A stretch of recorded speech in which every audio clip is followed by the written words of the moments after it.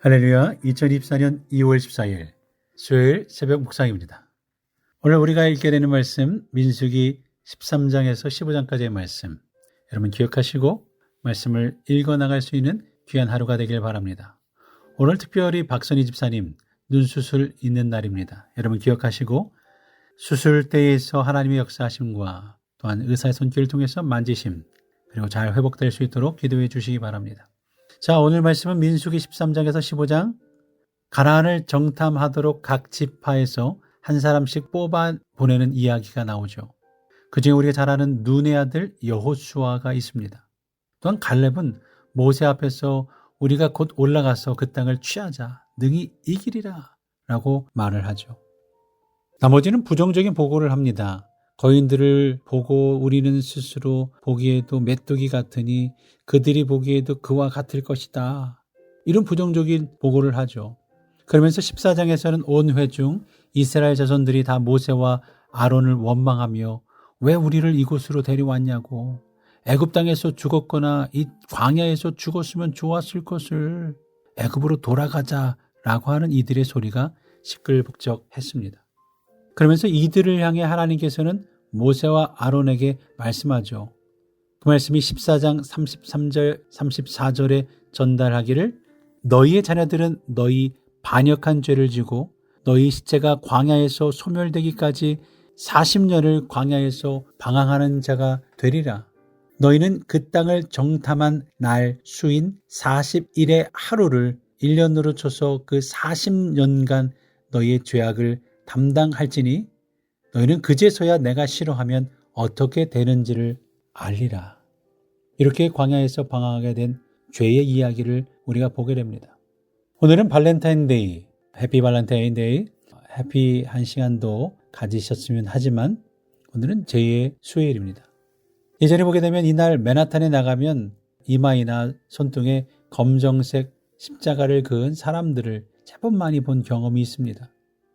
저는 감리교에서 자라났지만 한국에서는 이런 전통을 가지고 있지 않았습니다. 때론 캐톨릭 교회에서만 하는 줄 알았죠. 하지만 많은 개신교 안에 이런 전통을 가지고 지키고 있었습니다. 특별히 제2수요일 아침을 맞아 그 성서적 기원과 의미를 살펴보고자 합니다. 성경적인 성서적인 구약 안에 있는 기원은 어떤 걸까요? 이 애쉬를 예전적 예배에 사용하는 것은 구약 시대부터입니다. 유대인들에게 죄는 죽음과 회개, 참회를 상징했습니다. 에스더의 삼촌인 모르드게는 페르시아의 왕 아하수에르, 크세르크세스 1세가 그의 제국 내에 모든 유대인을 죽이라고 칙령을 내린 것을 듣고 자기 옷을 찢고 굵은 배옷을 입고 죄를 뒤집어 쓰고 성중에 나가서 대성통곡하였다라고 했습니다.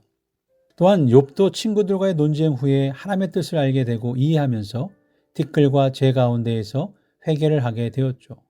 다니엘 역시 예루살렘의 멸망을 예언한 후 금식을 하고 베옷을 입으며 죄를 덮어쓰고 기도와 간구 그리고 결심을 한 것을 보게 됩니다.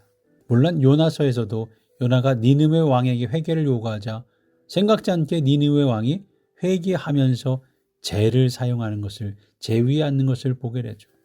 그럼 예수님은 뭐라고 하셨을까요?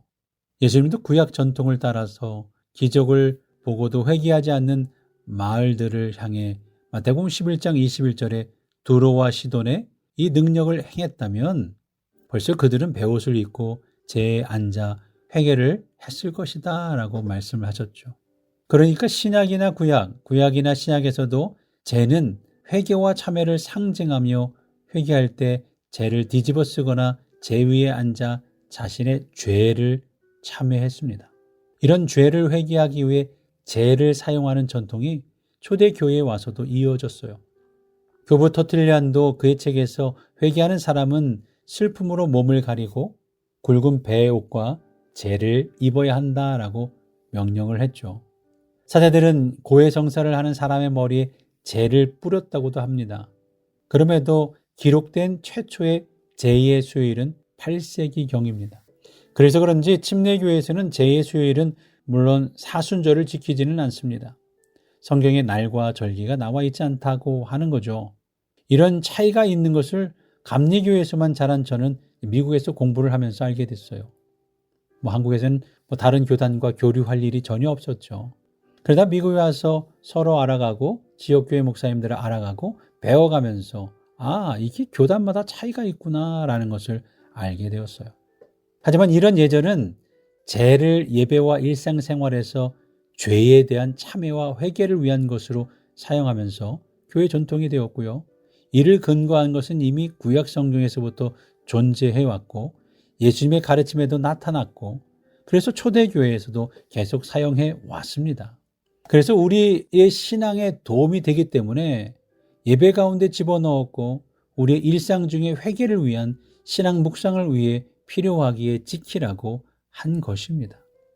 제 수요일을 통해 내 자신을 돌아보고 사순절을 통해 주님의 고난과 그분의 가신 그 길이 나를 사랑하심이라는 것을 묵상하고 깨달으라 라고 하시는 거예요.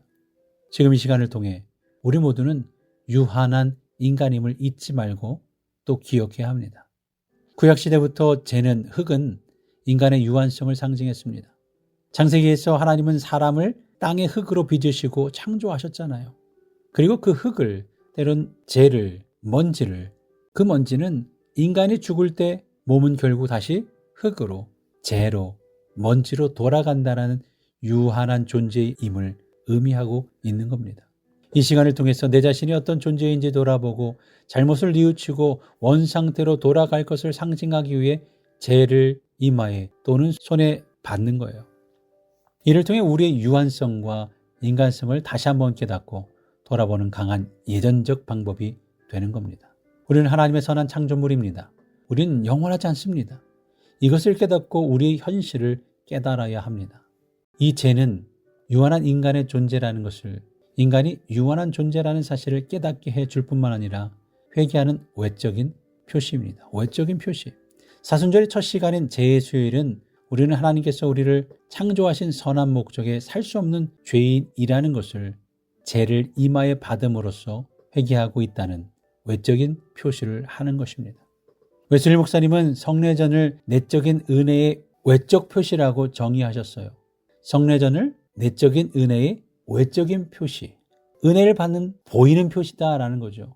반면 우리가 이마에 오늘 받게 될 죄, 이 죄는 인간의 내적인 죄를 회개하고 있다는 참회의 외적인 표시인 거죠. 나 회개하고 있습니다. 하나님 도와주세요. 나 회개합니다. 회개합니다. 라는 것을 보여주는 외적인 표시라는 거죠.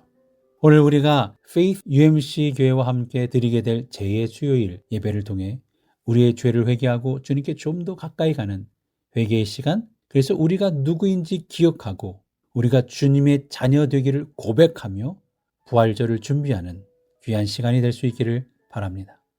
아까 말씀드렸듯이 오늘 박선희 집사님 눈 수술이 있습니다. 함께 기도해 주시기 바랍니다. 손배우 권사님 회복을 위해서 함께 기도해 주시고 박분효 집사님 회복과 또 한 번의 수술을 위해 또한 정은식 집사님의 건강과 영미 윌슨 집사님 허리 회복을 위해 전명선 집사님 건강을 위해 한국 가시는 모든 일정 위에 기도해 주시고 노성윤 집사님도 건강 온전히 회복되도록 손상욱 권사님, 송공욱 집사님 건강을 위해서도 기도해 주시며 김성자 집사님 건강을 위해 박병호 집사님 발 회복을 위해 홍다니엘 어머니 건강 회복을 위해서 장하라 권사님 허리 건강을 위해서 함께 기도해 주시고 한국에 가 있는 노은 집사님 잘 돌아오실 수 있도록 함께 기도해 주시기 바랍니다. 영주권 준비하는 분들 많이 계시죠? 이분들을 위해서 함께 기도해 주시고 우리 결석하신 분, 지난주에 결석하신 분들을 함께 돌아볼 수 있기를 바랍니다. 오늘 저녁에 교회에서 뵙겠습니다. 기도하며 오늘 하루를 출발하겠습니다.